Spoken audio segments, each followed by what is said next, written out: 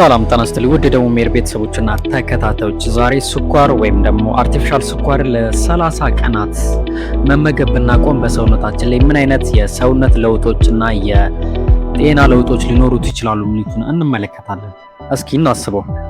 ጧት ስንነሳ ከፍተኛ ስኳር ያለውን ሻይ ብናቆም፣ ለስላሳ መጠጦችን ብናቆም፣ ከረሜላዎችን፣ ኬኮችን፣ ጣፋጭ ብስኩቶችን መጠቀም ለ30 ቀጣይ ቀናቶች ብናቆም በሰውነታችን ላይ ምን ሊፈጠር ይችላል? አንድ ማንኪያ እንኳን መጠቀምን ብናቆም ማለት ነው ሰውነታችን ይቸገራል ወይስ ባልጠበቅነው መንገድ መለወጥ ይጀምራል? ዛሬ የሰውነታችን አስደናቂ የ30 ቀን ጉዞዎችን ያለ ስኳር እንመረምራለን። ይህ ደቡብ ሜር ነው። ውስብስብ የሕክምና ርዕሶችን ወደ ተግባራዊ ምክር የምንከፋፍልበት። እንደተለመደው ስለ ጤናችሁ አዘጋጅ ሐኪም ደቡ ነኝ። ከሁሉ በፊት እንደተለመደው ደቡብ ሜድን ሰብስክራይብ፣ ሼር ማድረግ እንዳይረሳ እያለን ስንቀጥል በቁጥር 1 ላይ የምናገኘው ከቀን 1 እስከ 3 ያለውን በአእምሯችን ላይ ምን ሊከሰት ይችላል የሚለውን እንመልከት። እንግዲህ ከአእምሮና ከአንጎላችን ጋር በተያያዘ የመጀመሪያዎቹ ጥቂት ቀናት ያለ ስኳር ወይም ደግሞ ያለ አርቲፊሻል ስኳር ማለታችን ነው ለአእምሯችን ከባድ ሊሆን ይችላል። ከፍተኛ ስኳር የለመደ አእምሮ አምጣይ ማለት ስሜት ሊያመጣ ይችላል ስናቆመው። እንግዲህ በራሳችን ላይ ልናያቸው የምንችላቸው ምልክቶች የከፍተኛውን ራስ ምታት፣ ድካም ስሜት ሊሰማን ይችላል። ይህ ለምን ይሆናል ሲባል ስኳር ለአንጎላችን የሽልማት ስርዓት ወይም ደግሞ እንደ ዶፓሚን ማነቃቂያ ሆኖ ጣፋጮች ያገለግላሉ ለአእምሯችን። ድንገት ስንቀንስ አእምሯችን መለማመድን ይፈልጋል ማለት ነው። መልካሙ ዜና ግን ብዙ ሰዎች እነዚህ ፍላጎቶች ከጊዜ በኋላ መቀልበስ መቻላቸው ነው። በዚህም የተነሳ ጥሩ ነው ማለት ነው።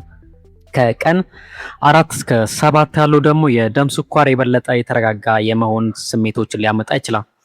አሁን ላይ አእምሯችን አስደናቂ በሆነ መልኩ መቀየር ስለሚጀምር ከደም ስኳር ጋር በተያያዘ የደም ስኳር የተረጋጋ ሊሆን ይችላል። ይህም የበለጠ ወጥነት ያለው ጉልበት፣ እኩለ ቀን ላይ ወይም ደግሞ ቀን ላይ የሚገጥመን ድካም መቀነስ፣ ቶሎ የራብ ስሜቶች ሊሰሙን ይችላሉ ከፍተኛ ስኳር ስንቀንስ ማለት ነው። በተለይ ቆሽት፣ ከጣፋጭ ምግቦችና እንዲሁም ደግሞ ከአርቲፊሻል ስኳር የሚመጣ የነበረውን ኃይል ስለሚያጣ ለስኳሮች ምላሽ መስጠትን ያቆማል። በዚህም የተነሳ ለኢንሱሊን ድጋፍ ይሆናል ማለት ነው።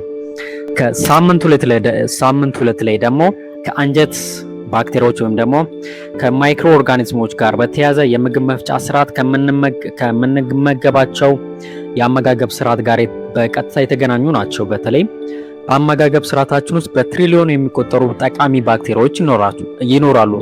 እነዚህ ረቂቅ ተዋሲያን ደግሞ የምንመገባቸው ምግቦች ላይ በተለይም ደግሞ ስኳር የበዛባቸው ምግቦች ፋይበር በበዛባቸው ምግቦች ስንተካቸው ማለት ነው። በተለይም እንደ አትክልት፣ ፍራፍሬ፣ ጥራጥሬ፣ ሙሉ እህሎችን በመተካት ጠቃሚ ባክቴሪያዎችን እድገት ማበረታታት ይቻላል ማለት ነው።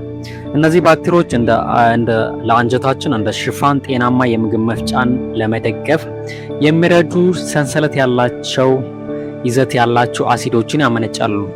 እነዚህ ብዙ ሰዎች ላይ የዚህ ለውጥ እንግዲህ በጨጓራችን ወይም ደግሞ በምግብ መፍጫ ስርዓታችን ላይ የተለየ ለውጦችን ሊያስከትል ይችላል። ከሳምንት 3 ላይ ደግሞ ከልብ ጋር በተያያዘ እነዚህ ልናይ እንችላለን። በተጨማሪም ከፍተኛ ስኳር ያላቸው ምግቦች ከመጠን በላይ መጠቀም በተለይ ከመጠን ያለፈ ውፍረት፣ አይነት 2 የስኳር በሽታ፣ የልብ የደም ቧንቧዎች ጋር በተያያዘ የልብ ድካምን ሊያስከትል ወይም ደግሞ ሊጨምር ይችላል። በአጠቃላይ ጤናማ አመጋገብ ስርዓት ውስጥ ከፍተኛ ስኳር መቀነስ ብዙ ሰዎች ላይ ከመጠን በላይ ያነሰ ካሎሪዎችን ለመቀነስ፣ ይህም ከጊዜ ወደ ጊዜ ጤናማ ኮሌስትሮል ለመገንባት፣ የደም ግፊትን ለመቀነስ፣ ክብደት ለማስተዳደር ይጠቅማል ማለት ነው። ሳምንት 4 ላይ ደግሞ በ30ኛው ቀን ማለት ነው አንጎል ልዩነቱን ማመዛዘንና መለየት ይጀምራል። በተለይ አንዳንድ ሰዎች እነዚህን በራሳቸው ላይ ማየት ይጀምራሉ።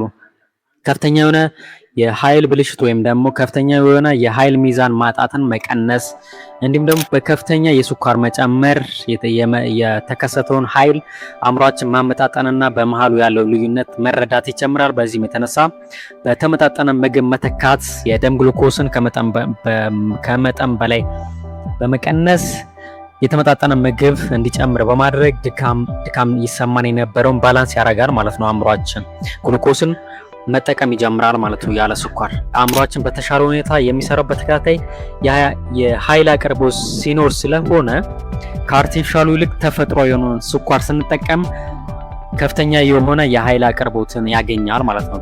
ከክብደት ማስተዳደር ጋር በተያያዘ ከስኳር ከፍተኛ ለ30 ቀናት አርቲፊሻል ስኳሮችን መጠቀም ብዙ ሰዎች ላይ ከፍተኛ ስኳርን በመቀነስ ክብደትን መቀነስ ይቻላል። ግን ይህ ሁሉም ላይ አይሰራም። ለምን ከተባለ የምንጠቀመው ካሎሪ ወሳኝ ነው። የአካል ብቃት እንቅስቃሴ፣ እንቅልፍ እንዲሁም ጂምናስቲክ ከሰው ሊለያይ ይችላል ማለት ነው። አስፈላጊ እውነታዎችን ደግሞ ስናይ በብዙ ማህበራዊ ሚዲያዎች ላይ ከሚለጥ ፖስቶች ላይ በተለይ ሰውነት ከፍተኛ የሆነ ካርቦሃይድሬት አያስፈልገውም ይላል። ይህ ልክ አይደለም ማለት ሙሉ በሙሉ ፍራፍሬዎች፣ በወተት ተዋጽኦ፣ ተፈጥሯዊ ስኳሮች ላይ በማድረግ ሰውነታችን ሚዛናዊ ማድረግ ይቻላል ማለት ነው። በቫይታሚኖች፣ በማዕድናት፣ በፕሮቲን፣ በፋይበር በተፈጥሮ የበለጸጉ ምግቦችን በመመገብ ባላንስ ማድረግ ይቻላል ማለት ነው። እንግዲህ እነዚህን እንዴት መተካት ይቻላል ሲባል የአርቲፊሻል የሆኑ ስኳሮችን እንግዲህ በተለይ በአትክልቶች በጤፍ፣ በገብስ፣ በለውዝ፣ በእንቁላል፣ በሙሉ እህሎችና ጣፋጭ ባልሆኑ እርጎች መተካት ይቻላል ማለት ነው።